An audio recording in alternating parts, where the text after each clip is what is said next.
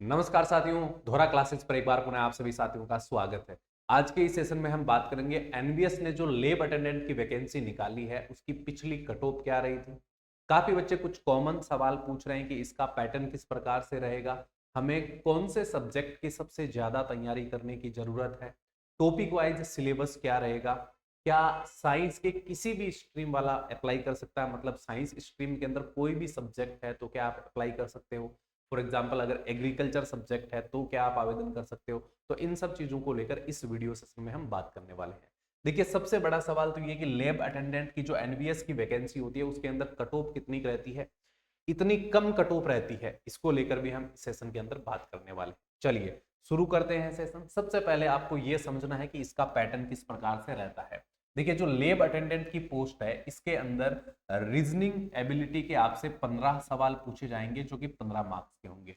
Reasoning ability किसी के लिए भी कोई दिक्कत वाली बात नहीं है, यहाँ आप अच्छा स्कोर कर सकते हैं। इसके बाद जनरल अवेयरनेस की बात करें तो 15 क्वेश्चंस आएंगे 15 मार्क्स के। इसके बाद हम बात करें तो लैंग्वेज हिंदी और इंग्लिश दोनों के 15-15 यानी 30 सवाल आएंगे 30 मार्क्स के। तो देखो, लैंग्वेज आप सभी पढ़ते आ रहे हो, हिंदी इंग्लिश दोनों लैंग्वेज आपने पढ़ी है, तो लैंग्वेज की तैयारी आपको अच्छी करने की जरूरत है, तो लैंग्वेज की तैयारी करते रहो। इसके बाद में सब्जेक्ट स्पेसिफिक नॉलेज यानी जो लेबोरेटरी साइंस से रिलेटेड क्वेश्चंस है, साइंस के जो क्वेश्चंस है वो आप लोगों से 60 पूछे जाएंगे और 60 मार्क्स का ये पार्ट रहेगा। ठीक है, अब मैं आपको जब कट ऑफ बताऊंगा तो अब यहां से हम देख पाएंगे कि कहां हम अच्छा स्कोर करके जो है सिलेक्शन निकाल सकते हैं। टोटल आपको 120 सवाल पूछे जाएंगे, 120 मार्क्स का ही आपका क्या होने वाला है, पेपर होने वाला है। अब इसकी कट ऑफ देखिए, उसके बाद में वापस हम इस पे थोड़ा डिस्कस कर लेंगे। देखिए, जनरल की ये जो कट ऑफ मैं बता रहा हूं, ये जो वैकेंसी ड्राइव 2021 और 22 का है ना, उसके अकॉर्डिंग बता रहा हूं, यानी 2021-22 की जो लैब अटेंडेंट की वैकेंसी थी उसकी कट ऑफ मैं आप लोगों के लिए लेकर आया हूं। कट ऑफ की पीडीएफ भी आप लोग देख सकते हैं, एनवीएस की ऑफिशियल वेबसाइट पर उपलब्ध है। ठीक है, मेरे मन से बना के नहीं लाया हूं, जो थी उसी को लाया हूं। जनरल की 59 वैकेंसी निकाली गई थी 2021-22 में, कट ऑफ रही थी 83। उसके बाद में ओबीसी की 38 वैकेंसी थी, कट ऑफ रही थी 78। ईडब्ल्यूएस की 14 वैकेंसी थी, कट ऑफ रही थी 78.50। एससी की 21 वैकेंसी थी, कट ऑफ रही थी 75.25। एसटी की 10 वैकेंसीज थी, कट ऑफ रही थी 72.50।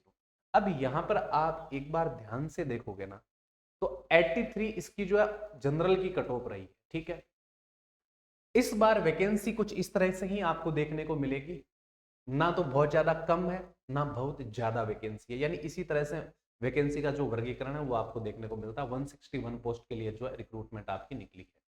यहां पर मैं आपको यह समझाना चाहता हूं कि कट ऑफ आप देखो, 120 में से 83 कट ऑफ जो है वो काफी कम है। तो कट ऑफ तो एकदम नॉर्मल रही हुई है। इसका मतलब यह है कि अगर आप अभी तैयारी करना शुरू करते हो तो आपको कौन से सब्जेक्ट्स पे ज्यादा फोकस करना है। देखिए, आपको क्या करना है, ये कोशिश रखना है कि आप यहां पर जो ये 60 मार्क्स का आपका स्पेसिफिक सब्जेक्ट वाला पार्ट रहेगा, इस पार्ट में अगर आप 50 स्कोर निकाल लेते हैं, इसके बाद में जो लैंग्वेज है इसके अंदर इंग्लिश और हिंदी के 15-15 सवाल आप लोगों से पूछे जाएंगे। यहां से अगर आप मान लीजिए लगभग 25 सवाल बना लेते हैं तो आपके 75 मार्क्स हो जाएंगे। और रीजनिंग एबिलिटी के 15 में से आपको कम से कम 12 की ट्राई करना है, क्योंकि रीजनिंग इजी है, रीजनिंग कोई भी बच्चा कर सकता है, और साइंस के स्टूडेंट्स हो आप तो आपकी रीजनिंग वैसे भी अच्छी होना जरूरी है। जनरल अवेयरनेस के अंदर अगर आप 15 में से मान लीजिए 7 मार्क्स लेकर आते हो तो भी कोई बुराई वाली बात नहीं है। इस प्रकार अगर आप स्कोर अपना सेट करते हैं, टारगेट बनाते हैं, देखिए ये 50 प्लस 25 हो गया 75। तो 75 प्लस हम बात करें 7 प्लस हम बात करें 12, तो कितने मार्क्स बन जाते हैं, ये आपके 82, 84, 94 मार्क्स बन जाते हैं। तो आपको क्या करना है, अपना जो टारगेट है वो सेट करना है 120। 120 आउट ऑफ आपको अपना टारगेट लेके चलना है 95 टू 100। ये आपका एक टारगेट होना चाहिए। जितना टारगेट हम सोचते हैं एग्जाम में उतना हमें अचीव नहीं होता है, इसलिए अगर 5-10 मार्क्स आपके कम भी आते हैं तो भी कोई दिक्कत वाली बात नहीं है। तो ये आपको अपना स्कोर सेट करके चलना है। अच्छा, आप कह रहे हो कि सर एग्रीकल्चर से अप्लाई कर सकते हैं क्या? तो नोटिफिकेशन के अंदर सब्जेक्ट के बारे में बिल्कुल बताया हुआ नहीं है, सीधा इतना बताया हुआ है कि 12th पास होना चाहिए, साइंस स्ट्रीम से होना चाहिए। तो साइंस स्ट्रीम के जो भी कैंडिडेट है वो इसके अंदर अप्लाई कर सकते हैं। फॉर्म अप्लाई करते समय एक बार जरूर सावधानी रखें, उसके अंदर अगर सब्जेक्ट दिए हुए हो तो आप वहां से सब्जेक्ट को सही तरीके से सिलेक्ट कर लीजिएगा, ठीक है।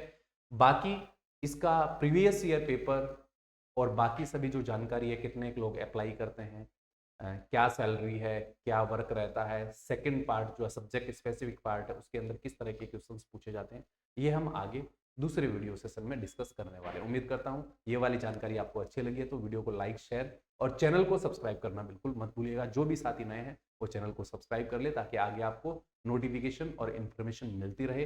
हमारा दोहरा classes application Google play store पर है, वहां से आप डाउनलोड कर सकते हो, लिंक डिस्क्रिप्शन बॉक्स में दिया, वहां से आप डाउनलोड कर सकते हो और वहीं पर आपको सभी तरह की जो तैयारी है वो करवाई जाती है। ओके, थैंक यू, धन्यवाद। मिलते हैं आगे नए वीडियो से।